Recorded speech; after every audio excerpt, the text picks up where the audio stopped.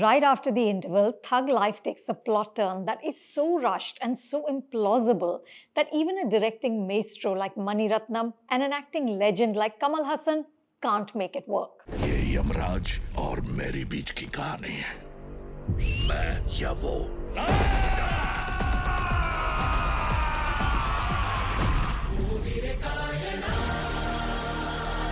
The two, reuniting 38 years after the landmark Nayakan, ask us to take a leap of faith that proves impossible.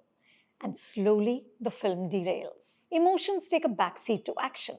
Hurried explanations for what we're seeing are provided via exposition or voiceover.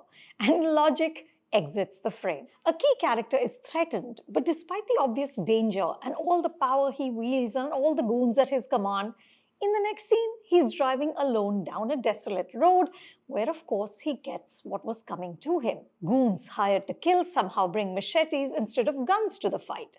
There's even a family reunion which feels so clumsy and so designed that you can almost visualize the director moving his characters like pieces on a chessboard. And here's what's really frustrating about all of this. Until interval, Thug Life is captivating. Mani Ratnam, working from a story by Kamal Haasan, sets up a familiar but resonant narrative of father and son. In Nayakan, Kamal Haasan plays Velu Nayakar, the foster son who becomes a criminal. In Thug Life, he is Rangaraya Shakti Nayakar, the foster father who says that he was fated to be a criminal.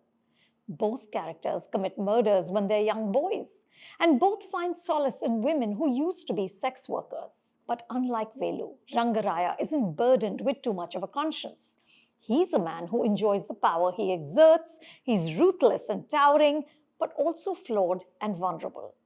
Which is what makes this succession drama of gangsters gripping. The canvas brims with characters who casually kill, but they also love, laugh, argue.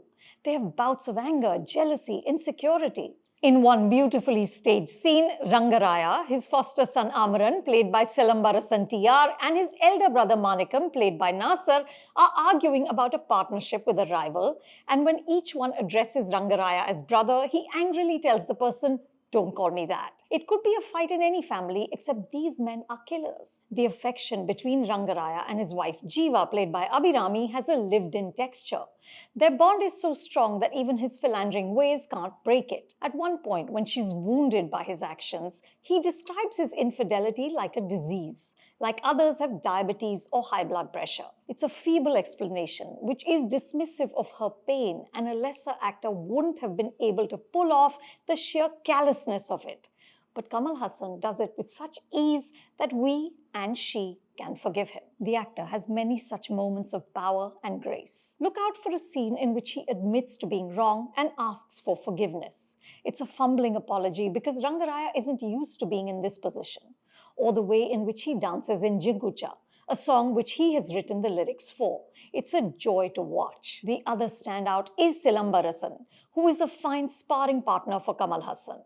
Many scenes between them roil with emotion, affection, hate, hurt. But Amaran's arc flatlines post-interval, and it's hard to stay interested in his anguish. However, A.R. Rahman's sumptuous, soaring soundtrack adds heft, especially the poignant Anjavana Puve, which is sprinkled through the film. And cinematographer Ravi Chandran adds lyricism and ferocity to the frames, especially in a sequence set in the past, which is in black and white. But despite so much to cheer about, the film doesn't hit the high notes, mostly because the writing wobbles badly. The screenplay lets its characters down, especially the women. Jiva, or Trisha's character Indrani, could have been so much more. There's a scene in which Indrani is sitting on the steps of her house and her eyes suddenly have a stricken expression in them because she understands fully her place in this world. I wish her arc had more meat and that the film had explored more meaningfully the transient, transactional bond she has with these men. Should you see Thug Life? Yes, because so many masters are at work here. But go in knowing that the film has sparks that blaze momentarily, but they never ignite into a glorious fire. And do leave Nayakan behind, because perhaps no one, not even Mani Ratnam and Kamal Haasan, can match that poetry. If you like this review, do subscribe to The Hollywood Reporter India.